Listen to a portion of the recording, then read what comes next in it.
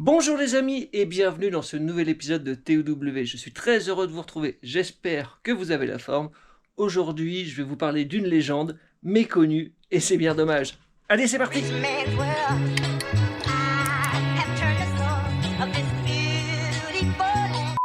Les amis, vous connaissez sûrement tous le Renault Espace F1. Dévoilé au Salon de l'Automobile en 1994 à Paris, on est clairement sur un délire d'ingénieur et d'ingénieur passionné, avec son V10 atmosphérique hurlant directement issu de la Formule 1.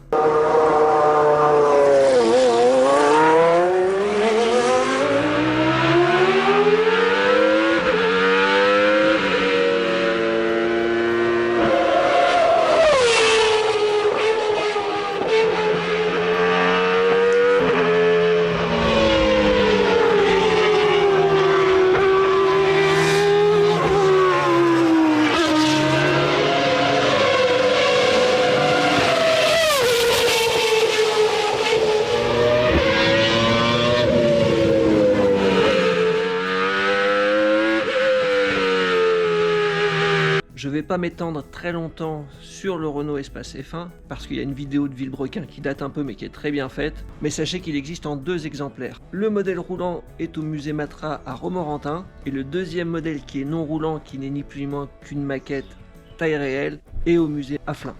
Cette voiture est légendaire et a été conduite par des pilotes légendaires, Alain Prost et Jean Ragnotti entre autres. En 2024 c'était ses 30 ans et je pense qu'il y a beaucoup de monde qui espérait le revoir ressortir du musée.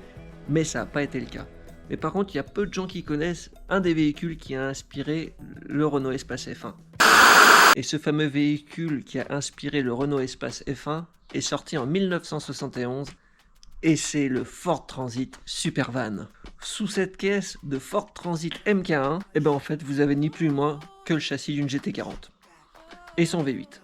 De 5 litres, qui était monté en position centrale. On est vraiment sur la même architecture que le Renault. Avec sa puissance de 435 chevaux, il faisait le 0 à 160 km/h en un peu plus de 20 secondes. La vitesse estimée était de 270 km/h, mais elle n'a jamais été atteinte pour la simple et bonne raison. Avec son aérodynamisme, le Supervan était tout simplement effrayant à conduire selon les pilotes qui ont pris le volant. Et malheureusement, et ça me désole, le Supervan 1, parce que oui, il y a eu d'autres modèles, il a été mis au rebut dans les années 70.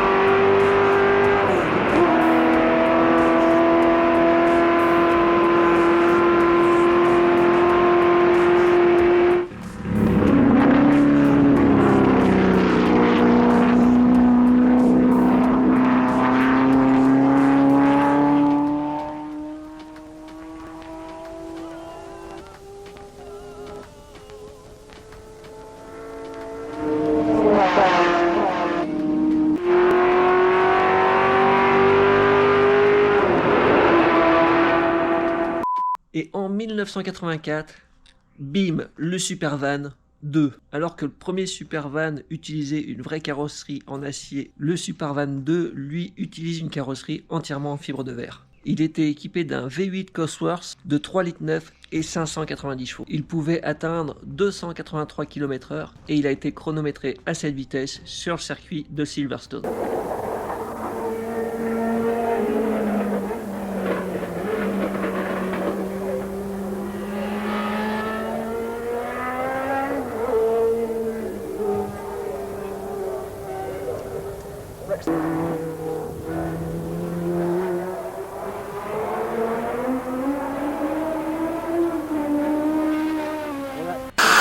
En 1995, le Supervan numéro 3. Quand Ford a décidé de construire le Supervan numéro 3, ils ont repris le Supervan 2 et ils l'ont transformé. Malheureusement, c'est pour ça que le Supervan numéro 2 n'a pas survécu lui aussi. Bien sûr, toute la carrosserie en fibre a été modifiée, mais aussi la mécanique. Le moteur a été remplacé là aussi par un V8 Cosworth HB de F1 de 650 chevaux et il pouvait atteindre la vitesse de pointe de 322 km/h. Le Supervan 3 est le seul à avoir survécu après avoir été remisé pendant des années dans un entrepôt et dépouillé de ses mécaniques qui étaient trop coûteuses à entretenir. Un V8 de F1 quand même. En 2004, il est sorti de son sommeil et équipé cette fois d'un V6 réglé par Cosworth.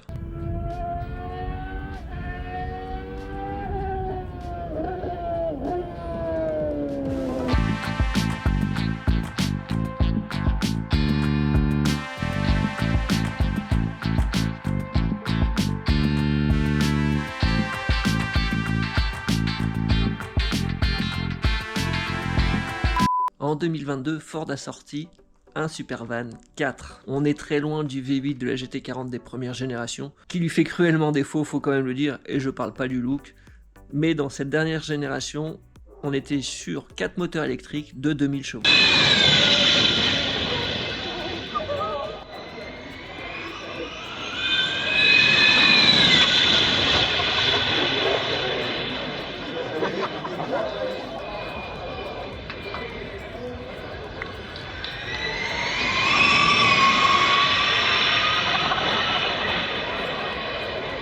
J'aime tellement le look hyper rétro et bodybuildé du Supervan numéro 1. Il transpire vraiment les années custom des années 60-70. Et c'est vraiment dommage que ce modèle n'existe plus. Je parle bien sûr de l'original parce qu'on peut croiser des répliques. Et ça c'est cool.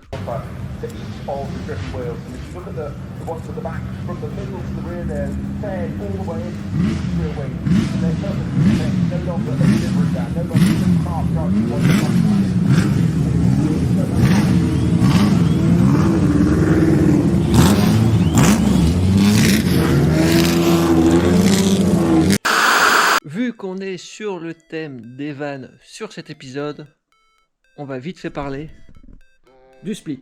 Je vous en avais déjà parlé dans les épisodes précédents, là on va l'attaquer. Je vais tomber le moteur bientôt parce qu'ensuite il va aller chez Damien, chez Original Car pour s'occuper de la boîte de vitesse. Là en fait, si vous voulez, il a sa boîte de vitesse d'origine qui est un réducteur et on va lui passer une boîte de vitesse à cardan un peu plus moderne. Je m'étais déjà occupé du train avant, tout est neuf, le train avant est rétréci et réglable, donc on va pouvoir ajuster la hauteur. Et à l'arrière, ça va être la même chose, parce que je veux que le split il soit posé sans être non plus au ras du sol à pas pouvoir rouler, mais d'avoir quelque chose d'assez joli. Et forcément, j'avais pris du bon matos, parce que pour les connaisseurs, on est sur du French Slammer à l'avant et à l'arrière. Autre truc inutile mais indispensable que je veux sur le split, c'est les vitres Safari, les vitres qui s'ouvrent comme ça. Je les ai pas sur le mien parce que d'origine c'est un utilitaire et je crois pas que d'origine sur les utilitaires ils les avaient, mais il faut que j'achète ça et que je les installe parce que ça a quand même une putain de gueule. C'est jamais étanche, c'est le bordel, ça coûte cher, mais c'est super joli. Dernier détail aussi où là j'hésite un peu, c'est pour les jantes. Soit je reste sur de la jante d'origine, bien sûr toute repeinte en blanc comme il faut, donc sablage, peinture époxy, avec l'enjoliveur d'origine gris, donc une fois posé et tout, avec sa petite patine, ça va être super joli. Au début je voulais des fâches, mais j'en ai déjà sur l'ovale, donc on va changer un peu. Donc je me disais, pourquoi pas de la NK Dish en 5 trous sur les combis, je trouve ça assez sympa. Donc voilà, pour tous ceux qui le réclamaient, le split arrive, je ne vous promets pas que ce soit dans l'épisode de la semaine prochaine. On sait jamais, un contretemps est si vite arrivé. Il faut les amis que je vous fasse une confidence. Ces derniers jours, je n'ai pas avancé sur toute la partie mécanique. J'ai le split que je veux attaquer là très bientôt. Et aussi le swap de la Panda que je veux attaquer. Le split, j'en ai pas pour très longtemps à tomber le moteur. Et comme je vous l'avais dit, après il va aller chez Damien d'Original Car. Donc ça, il faut que je le fasse rapidement. Et après, je pourrai attaquer la Panda. Mais comme je vous le disais, ces derniers jours, j'avance pas parce que tout simplement, je profite avec Rio. Hier, on s'est pas mal baladé. Et là, aujourd'hui, il fait pas beau. Mais là, je vais nous chercher un petit McDo bien mérité. Et Rio, il aura son petit Happy Meal avec ses nuggets. Ah, mais ils ont mis des moutons ici. Donc là, c'est direction le McDo. Et le retour avec des nuggets pour mon Rio. Et voilà les amis, c'est tout pour aujourd'hui. Merci à tous d'avoir suivi cet épisode. J'espère que ça vous a plu. Si c'est le cas, bien sûr, vous savez quoi faire. Likez, partagez, commentez.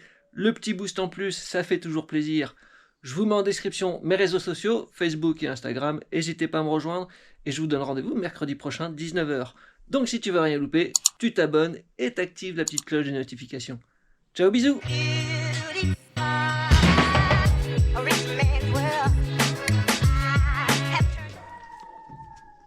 Bon Rio, tu viens? On a du boulot.